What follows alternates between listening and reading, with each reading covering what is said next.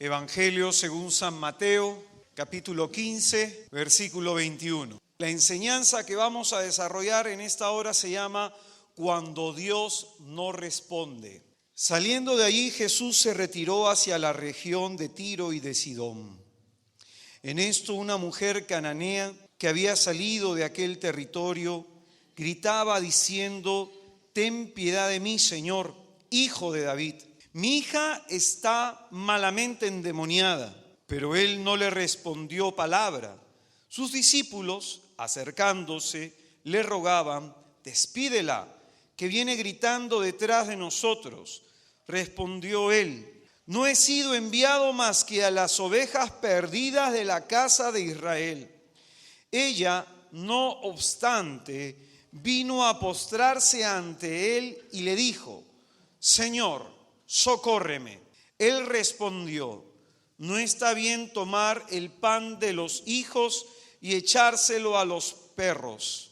«Sí, Señor», repuso ella, «pero también los perros comen de las migajas que caen de la mesa de sus amos». Entonces Jesús le respondió: «Mujer, grande es tu fe, que te suceda como deseas». Y desde aquel momento quedó curada su hija. Es palabra del Señor. El Señor tiene tres formas para enseñarnos a cada uno de nosotros. Lo primero es a través de los signos, es decir, es la enseñanza que se desprende a partir de un milagro. Los milagros en Juan tienen el sentido de signo, es decir, a partir del milagro Jesucristo nos quiere decir algo más. El signo, el milagro, el prodigio hace que se suscite la fe en el interior del creyente.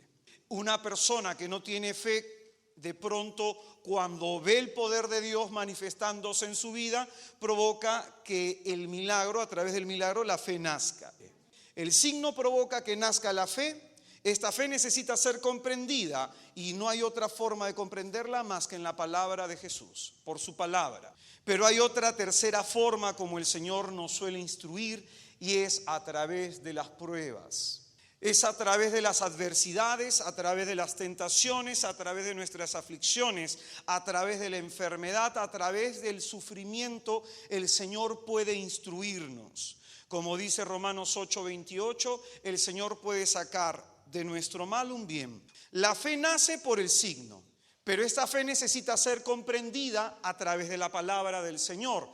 Y esta fe necesita ser llevada a la práctica a través del problema. La fe teórica no nos sirve, es decir, saber que Dios es poderoso y nunca experimentar su poder, ¿de qué nos sirve? Es decir, la fe nuestra tiene que ser una experiencia viva con Jesucristo resucitado. Hay momentos en los que todos pasamos de crisis, momentos de prueba, que Dios no responde cuando oramos. Momentos en los que clamamos, lloramos y pedimos y hay un silencio profundo de parte de Dios. Y de alguna manera podemos nosotros decir que Dios ha decidido en esos momentos difíciles, a veces de nuestra vida, guardar silencio. Dios todo lo hace por algo. Entonces su silencio debe decirnos mucho. No es una inactividad de parte de Dios, como bien dice aquí el salmista: «Oh Dios, no estés en silencio, no estés mudo e inmóvil, oh Dios mío». Nosotros vamos a señalar tres razones por las que Dios guarda silencio. Vamos a tratar de entender esto. Cuando decimos que Dios guarda silencio, estamos diciendo que Dios se abstiene de decirnos algo, de darnos palabra alguna. Y si Él se está absteniendo de decirnos algo, es porque espera una reacción de parte nuestra. Lo primero a decir del por qué Dios guarda silencio, lo primero que tenemos que decir es que su silencio no es ausencia de Dios, sino es real presencia. Dice el Salmo 34 en el versículo 19: «Yahvé está cerca de aquellos que tienen el espíritu abatido». Y escúchame bien, mientras más tú te estés acercando a Dios, mientras más tú tengas la pretensión de agradarle a Él, el Señor, hermano querido, va a probar las intenciones de tu corazón para que puedas separar lo que viene de Dios y lo que venga de tu carne. Acuérdate que decíamos el día de ayer que hay algunos que le buscan por el milagro y lo que el Señor espera que le busquemos porque creemos en Él. Lo segundo que tenemos que decir es que su silencio es una invitación a la reflexión. El Señor nos está invitando a meditar en nuestra vida. En Eclesiastés capítulo 3, versículo 7. Ahí encontramos que se nos dice, hay un tiempo para hablar y otro tiempo para escuchar. Un tiempo para callar y otro tiempo para hablar. Hermano querido, ese silencio de Dios no es una ausencia. Es una presencia. Esa presencia silenciosa de Dios nos invita a reflexionar. ¿En qué cosa? A veces nosotros hacemos una verborrea en nuestra oración, una sarta de peticiones que le hacemos a Dios, necesito, y en realidad no nos damos cuenta que lo que necesitamos es aprender a guardar silencio, como Santa María de Nazaret, que todas las cosas que ella no comprendía, guardaba silencio y las meditaba en su corazón.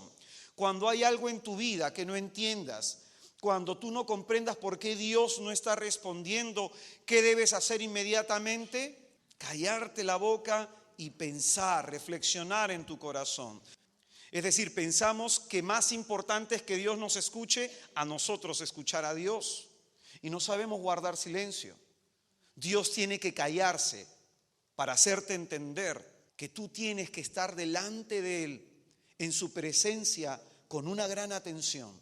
Dios habla a través de las situaciones, Dios habla a través de los problemas, a través de las crisis. Algo nos quiere decir el Señor. Entonces, lo segundo que estamos señalando acá, que su silencio es un tiempo de meditación, es una invitación a la reflexión del por qué mi vida está como está. Del por qué me está pasando lo que me está pasando, del qué es lo que quiere Dios. A eso me invita el Señor a reflexionar. Una persona que no guarda silencio es una persona que gusta solo ser escuchada. Y si yo gusto ser escuchado, ¿cuándo voy a gustar la palabra de Dios? La tercera cuestión que tenemos que decir, y esta es la principal, es decir, de aquí se va a desprender toda la enseñanza posterior. Lo tercero va a decir, el silencio de Dios nos está diciendo de que hay algo en nuestra vida que está mal. Y está mal porque no lo escuchamos al Señor. Por eso se desprende una de la otra. No sé si te estás fijando. Cada punto se desprende uno del otro. Ese silencio de Dios nos está diciendo que hay algo en nuestra vida que debe cambiar. Que hay algo en nuestra vida que tiene que dejar de ser.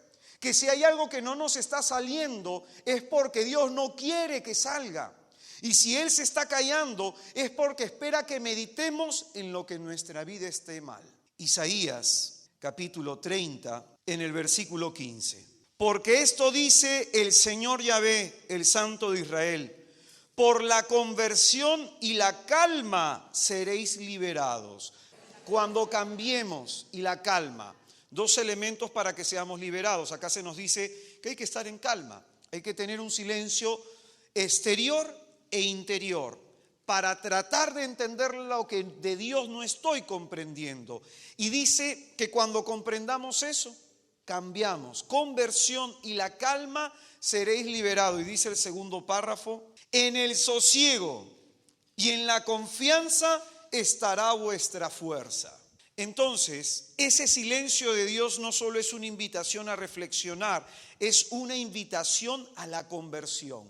¿Por qué Dios no te está respondiendo? Porque te está invitando a la conversión y quiere que te des cuenta. ¿Por qué Dios no está respondiendo? Porque Él te está con su silencio diciendo, hay algo en tu vida que está mal, endereza tu camino. Hay gente que le dice, Señor, mi marido me ha abandonado, y Dios no dice nada. Y en su silencio Dios les está diciendo, ¿y tú qué has hecho para que el matrimonio no funcione? ¿Por qué estás pasando lo que estás pasando? ¿Gratuitamente? Porque eres tan santo, tan puro, tan inmaculado, que el diablo te tiene tanto odio que te quiere traer tu vida abajo. ¿Por qué mi vida está como está? ¿Qué he hecho yo o qué no he hecho para que mi vida esté como esté. Por eso Dios guarda silencio. Entonces entendemos que su silencio no es ausencia, sino que es presencia. Entendemos que su silencio es una invitación a la reflexión. Y en tercer lugar, entendemos que su silencio es un llamado a la conversión. Tenemos en el Evangelio de Lucas, en el capítulo 23, en el versículo 39.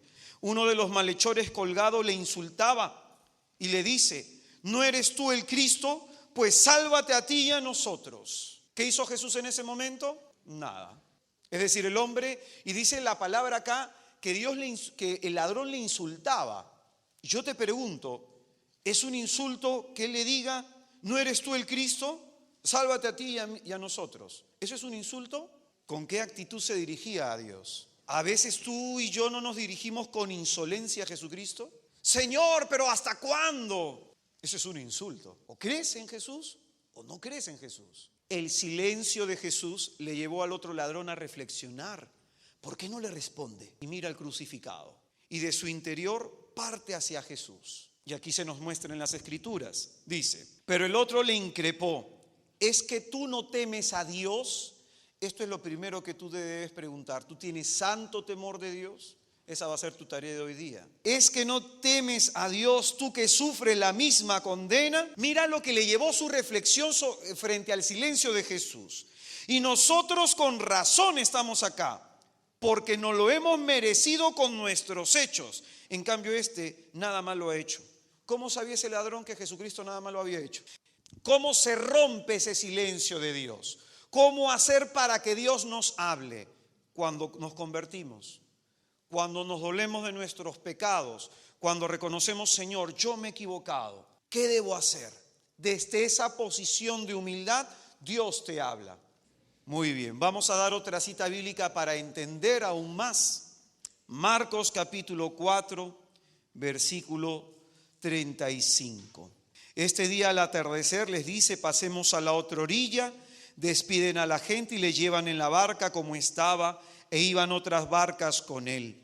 En esto se levantó una fuerte borrasca y las olas irrumpían en la barca, de suerte que ya se anegaba la barca.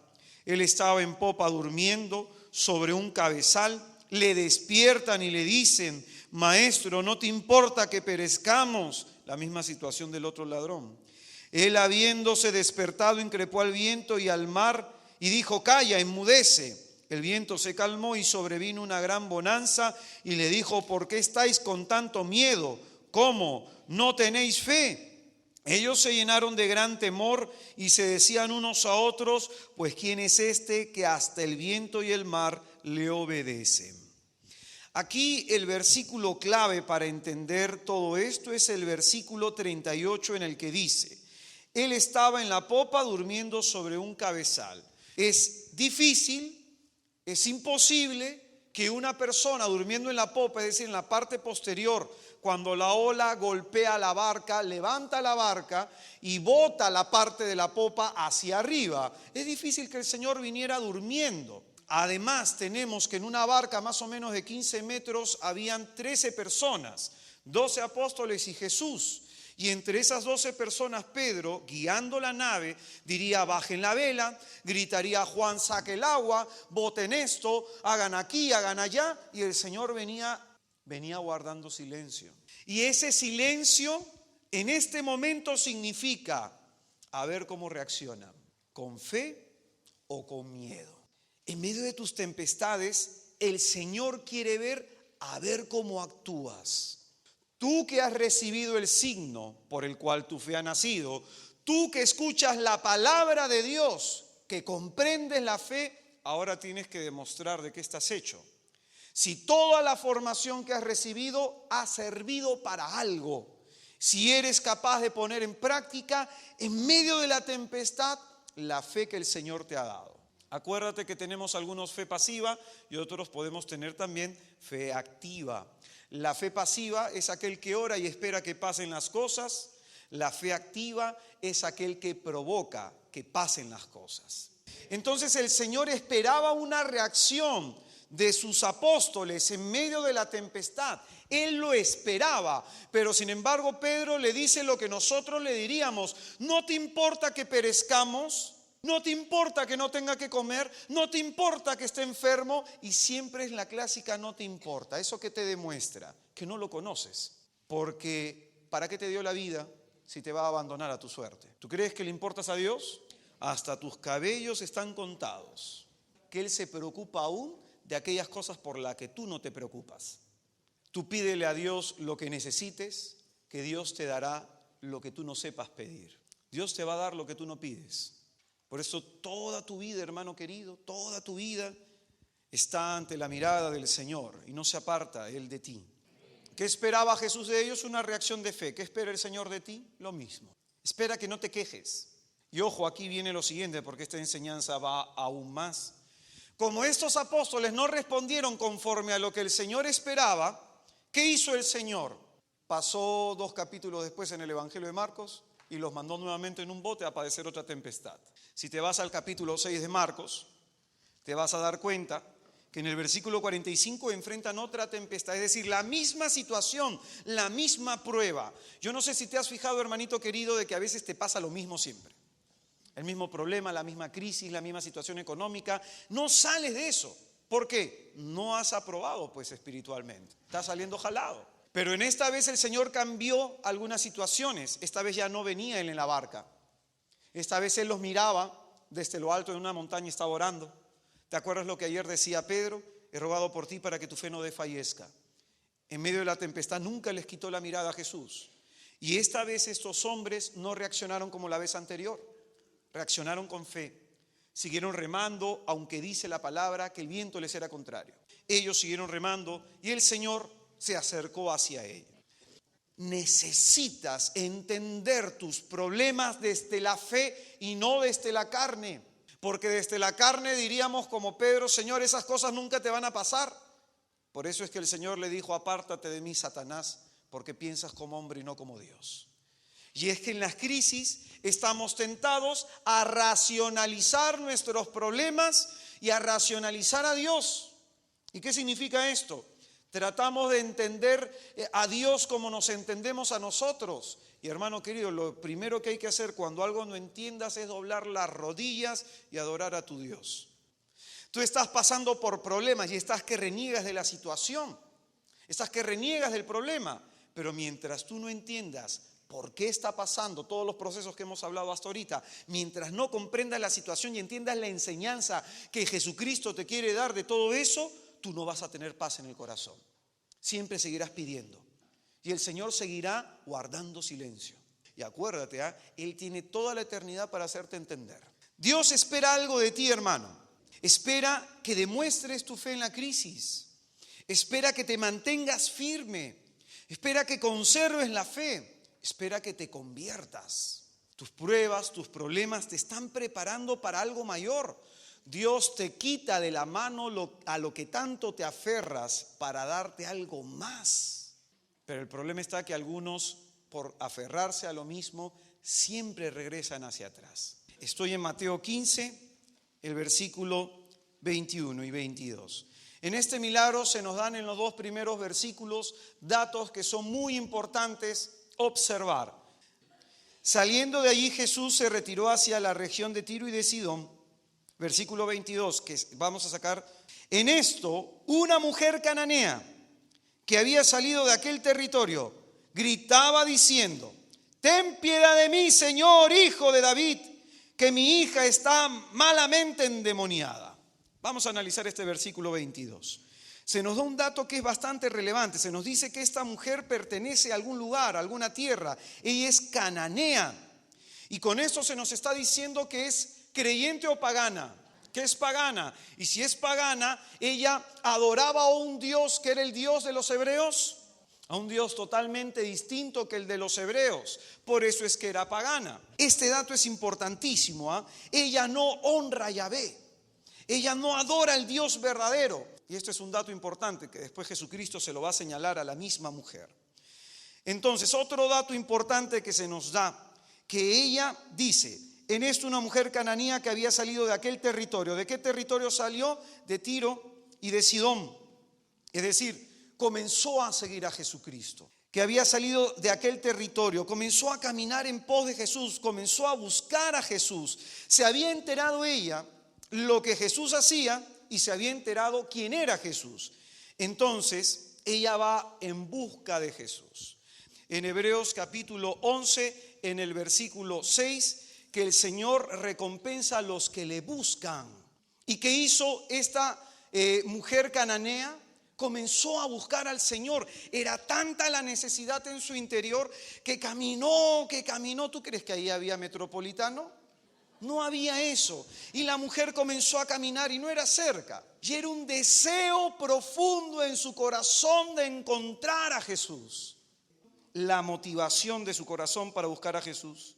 Dice: ten piedad de mí, Señor, hijo de David. Mi hija está malamente endemoniada. ¿Cuál era la necesidad? Su hija. Y de pronto acuérdate que decíamos nosotros algo. No te acerques a Dios a pedirle un milagro si no crees antes que lo puede hacer. No te acerques a Dios a pedirle un milagro si antes no crees que lo puede hacer.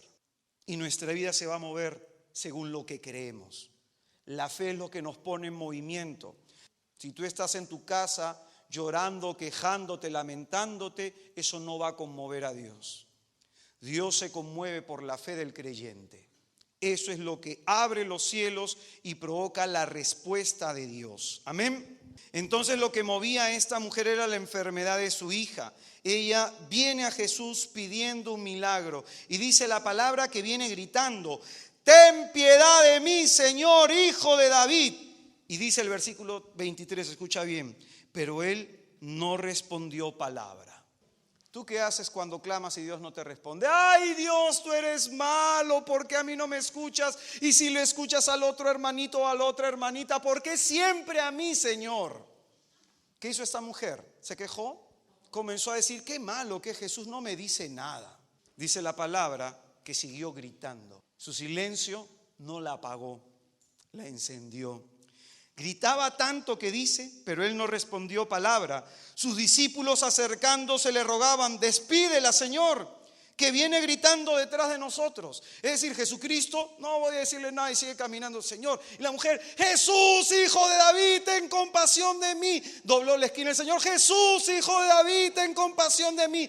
Se subió a su burrito, cruzó el otro lugar: Jesús, hijo de David, ten compasión de mí. Seguía gritando la mujer. ¿Y el Señor qué hacía? Shh. Versículo 24. Respondió él: no he sido enviado más que a las ovejas perdidas de la casa de Israel.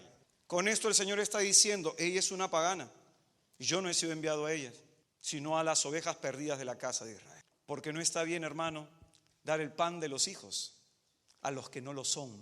Pregunta, hermano: ¿tú vives como hijo de Dios o vives como pagano? Porque puedes estar aquí comulgando, rezando en tu grupo de oración, pero ¿cómo vives la fe en tu corazón? El Señor dice: no he sido enviado más que a las ovejas perdidas de la casa de Israel. Y mira lo que hace la mujer, es decir, el Señor no le responde, no le dice nada, dice así como para que ella escuche: nada más he sido enviado a la casa de Israel. ¿Qué hace esta mujer? Se retira, se desanima. Bueno, el Señor no me va a responder, entonces dejo de clamar, ya no voy a seguir molestando. ¿Qué hace ella en el versículo 25? Dice: ella no obstante vino a postrarse ante él y le dijo: Señor, socórreme. Dobla sus rodillas. Así que dice: Señor, socórreme. ¿Qué acaba de hacer la mujer? Se acaba de humillar. Es decir, no va con la actitud altanera que tenía el ladrón en la cruz. Ella se sigue humillando y no se aparta del Señor. En este momento la mujer recibe esa palabra. ¿Y qué provoca en su fe? Esta mujer que se humilla es una mujer que comprende quién está delante de él. Esta mujer que se humilla es una mujer que comprende que delante de él está el Salvador, porque ella viene gritando: ten piedad de mí, hijo de David. Y eso es un título mesiánico. Y ella está reconociendo que está delante del Salvador y no se va a ir de su lado. Aunque pase lo que pase, aunque suceda lo que tenga que suceder, no se va a retirar de su lado, porque ella reconoce: solo Él me puede responder, solo Él me puede salvar, solo Él tiene palabras para mi vida. Por eso es que ella se humilla. Y humilde es la persona que, se nos dice en el versículo 6 de Primera de Pedro, que se humilla ante la mano poderosa de Dios para que llegada la ocasión le levante. Hermano querido, cuando Dios permite alguna crisis en nuestra vida, no hay que renegar. Está esperando la oportunidad de levantarte, hermano, pero tú te acercas con soberbia a Él, tú te acercas pensando que Dios te debe algo, te acercas no con fe, sino con una actitud de incredulidad, y eso le ofende. Que la actitud con la que tú y yo debemos acercarnos es con una actitud de reconocimiento que Él es mi Dios, mi Salvador, mi libertador. Va a llegar el momento propicio en que Dios te saque adelante de tu problema. Que Dios haga que tu problema cese cuando tú reconozcas que Jesús es tu cabeza, tu Señor y tu Salvador. ¿Ahora entiendes por qué no responde el Señor? El Señor no le respondía a esta mujer, y es más, le respondía con esta actitud de silencio, de indiferencia y con estas palabras que para ti y para mí son despectivas. El Señor le está tratando así porque, conociendo Él el corazón de esta mujer, quiere motivar su fe. Conociendo el corazón de esta mujer, el Señor quiere sanar su fe. Y en cada una de estas actitudes que tuvo Jesucristo con ella, comenzó a llevar su fe al máximo. No te acerques a pedirle al Señor un milagro si antes no crees que lo puedes recibir. Y eso es lo que pasa en nuestras crisis, que cuando uno se mantiene, como enseñábamos el día de ayer, conservando la fe, cuando uno se mantiene, cuando uno es persistente, cuando uno sigue orando en la crisis, el Señor está llevando nuestra fe al máximo para que nuestra fe sea capaz de provocar la atención de Dios, para que nuestra fe sea capaz de mover montañas, para que nuestra fe sea capaz de provocar la acción portentosa de Dios a favor de nuestra vida. Qué pobre testimonio como cristianos católicos damos cuando lo único que hacemos es quejarnos. Salimos de un encuentro con Cristo en la Eucaristía, llegamos a nuestra casa a renegar. Salimos tras un encuentro con Cristo en la Eucaristía, llegamos a nuestra casa triste. El Señor está haciendo contigo lo que hace con esta mujer, de distinta forma. En tu crisis, por algo no te responde, por algo aún el problema no ha cambiado, por algo aún la enfermedad está en el cuerpo, por algo aún las cosas no han mejorado. A pesar que hemos clamado, a pesar que hemos insistido, el Señor en medio de todo esto nos dice que quiere llevar nuestra fe al máximo. Pero esta mujer, ¿qué hizo? ¿Dejó de clamar? Mientras tú no entiendas y no comprendas, pide con humildad, pide con sencillez, pide reconociendo de rodillas que Jesús es tu Dios, que el Señor es tu Salvador. Y dice la palabra: sí, Señor, repuso ella, pero también los perritos comen de las migajas que caen de la mesa de sus amos. Entonces Jesús le respondió: mujer, grande es tu fe. La que vino con una fe chiquitita, ¿cómo se va de la presencia de Jesús? ¿Qué quiere hacer el Señor contigo? Que te suceda como deseas. Impresionante. Ni siquiera lo que pidas, lo que deseas. Y te digo, tu corazón desea más de lo que tu boca pide. Esta mujer recibe el elogio del Señor, el elogio del Salvador, porque ella, que vino reconociendo que Jesús era el Salvador, a pesar que tenía otra fe, en ese momento tuvo un acto de conversión. En ese momento, reconocer a Jesús como el Mesías es reconocer como el que te puede salvar. ¿La actitud de esta mujer fue agradable a Dios o no? Por supuesto. ¿La actitud de esta mujer fue del beneplácito de Jesús o no? Tu actitud. La actitud de esta mujer fue una actitud de fe. Actuó como en la fe se debe corresponder. No dejar de seguir a Jesús en medio de las crisis, no dejar de seguir al Señor aunque no se haya respuesta, seguir insistiendo, seguir perseverando, más que seguir pidiéndole, seguir estando detrás de Él. Fijo los ojos en Cristo, quien inicia y quien consuma nuestra fe. De Hebreos 12:2 lo decimos. Y dice el Señor: y desde aquel momento quedó curada su hija. Desde el momento en que su fe se encendió, desde el momento que su fe fue capaz de conmover el corazón de Jesús, desde el momento en que su fe fue capaz de provocar un milagro. Amén. Tras esta enseñanza, cuando el Señor guarde silencio, responde conforme has entendido. Tarea. Vamos a leer el Salmo 34 y vamos a orar con este salmo. Pero este salmo tiene varios versículos que son importantes que medites. Y te voy a pedir que con ese salmo medite. Te voy a invitar, hermano, a que de alguna manera la postura de tu cuerpo, con manos levantadas, postrado, como tú quieras, que tu cuerpo exprese un signo de reverencia, de adoración, de respeto. Pues dice la palabra de Dios, el que se humilla ante la mano de Dios será levantado. Y hay muchos en este lugar que necesitamos ser levantados. Necesitamos que el Señor nos saque del pecado. Necesitamos que Él nos saque de las crisis por las que estamos pasando.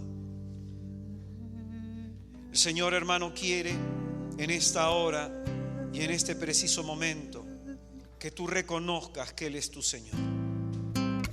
Él quiere que reconozcas que Él es tu Salvador. Él quiere que reconozcas que Él es tu fuerza. Porque hoy día, Señor, queremos entrar en tu presencia con un corazón agradecido, reconociendo que tú eres nuestro Dios, reconociendo que tú eres nuestro Rey, reconociendo que tú eres nuestra fuerza. Queremos en esta hora, Señor, humillarnos delante de ti para reconocer, Señor, que solo tú eres santo, que solo tú eres el digno. Y en esta hora, Señor, te pedimos con humildad que nos ayudes a ver lo que no estamos viendo, que nos ayudes a darnos cuenta en qué estamos fallando, que nos ayudes a darnos cuenta qué es lo que tú quieres que cambie de nuestra vida, que nos ayudes a darnos cuenta por qué nuestra vida está así y qué hacer nosotros para que las cosas cambien. Porque tu palabra dice: lo que está atado en la tierra queda atado en el cielo. Y en esta hora tú nos dices que por la conversión y por la calma vendrá la liberación. Por la conversión y por la calma vendrá la liberación. Yo te invito, hermano, que ahí en donde tú estás, reconoce a Jesucristo como tu Señor. Con tus palabras, con tu boca, dile lo que en tu corazón, en reconocimiento a su señorío, a su poder y a su gloria, Él se merece.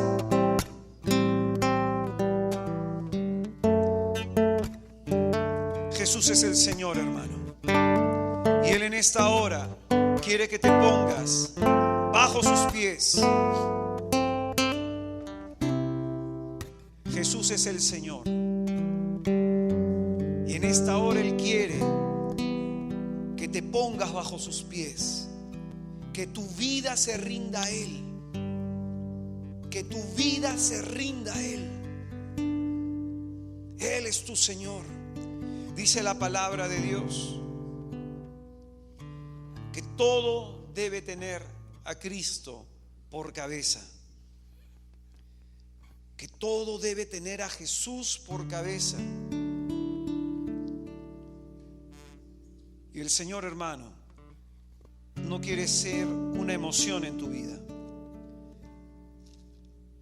Él no quiere ser alguien que simplemente te dé cosas. Él quiere ser tu Dios. Y eso es lo que hay que reconocer en las crisis. Pues dice la palabra de Dios que Él se ha manifestado en la plenitud de los tiempos para hacer que todo tenga a Cristo por cabeza, lo que está en los cielos y lo que está en la tierra. En esta hora, Señor, te reconocemos a ti como nuestro Salvador, como aquel de quien depende nuestra vida, como como aquel quien sin nada podemos hacer. En esta hora, Señor, te confesamos como el dueño de nuestra existencia, como aquel que guía nuestros pasos.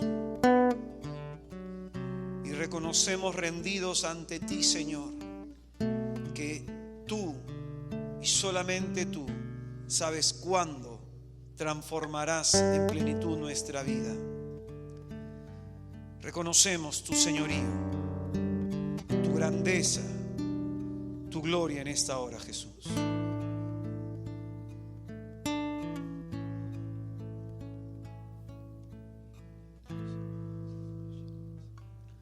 Nada soy sin tu presencia.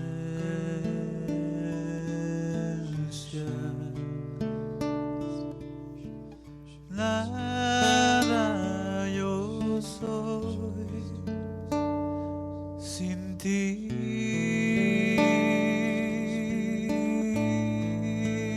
Nada soy sin tu presencia.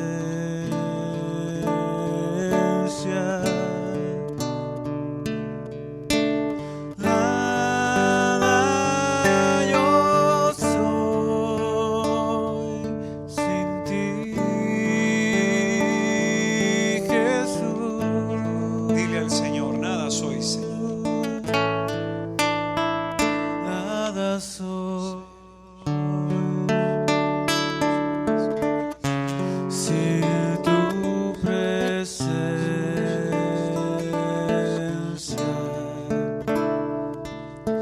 Nada yo soy sin ti, Jesús. Nada soy sin tu presencia.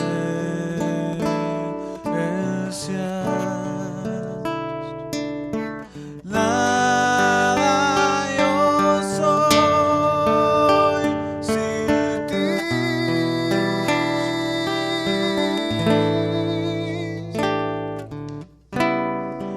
Nada soy sin tu presencia.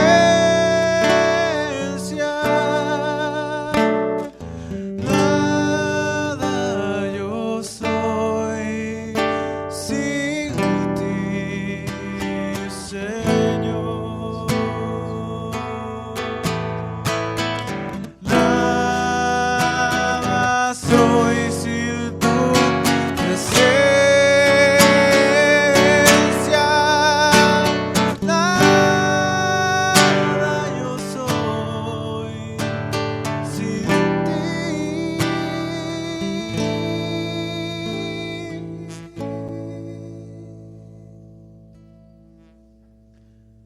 Ven a mí,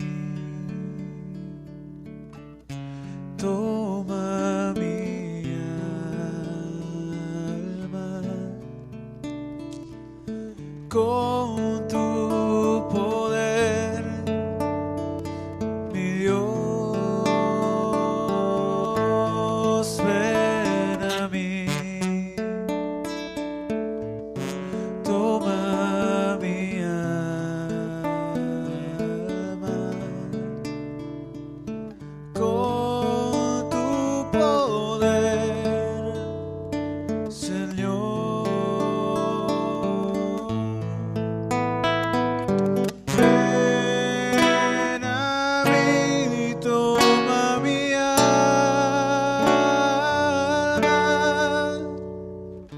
con tu poder, Señor Jesús.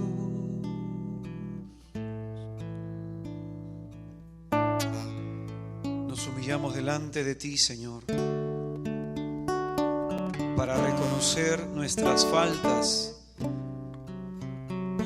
para reconocer, Señor, que la forma como vivimos a veces se transforma en un insulto hacia ti.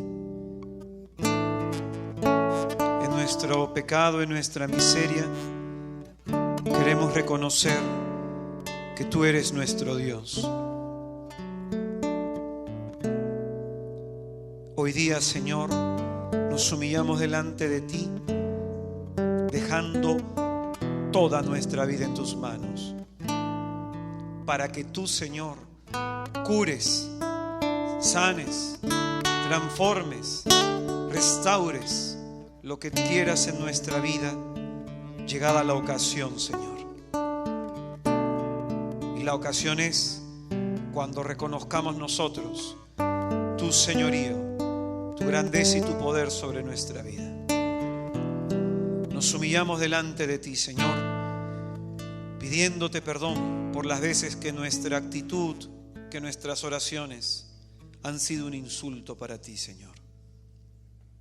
Oh Jesús, delante de ti, Señor, reconocemos nuestra nada, nuestra poquedad, nuestra miseria. Somos nosotros los que te necesitamos y no nos dábamos cuenta. Somos nosotros que por las cosas nos hemos olvidado de ti, quien nos das todas las cosas. Tú eres más importante que mi cónyuge, más importante que mis hijos, que mi padre, que mi madre, que mis hermanos, más importante que mi trabajo, que mis estudios, más importante que mi vida misma, Señor. Y en esta hora lo reconozco, más importante que todo lo que soy y que lo que tengo eres tú, Señor. Y me humillo para reconocer que tú eres el Dios de mi alegría, el Dios que me levanta, el Dios fuerte que está conmigo. Oh Dios bendito, en esta hora, humillado delante de ti, te pido que me tengas misericordia. Te pido que me tengas compasión, que mires mi poco entendimiento y me perdones, Señor. Levántame, Dios. Levántame tú, oh glorioso Dios.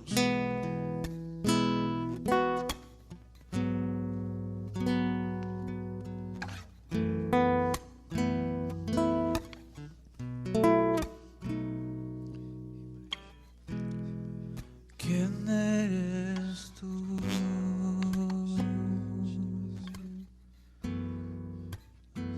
Oh, a ti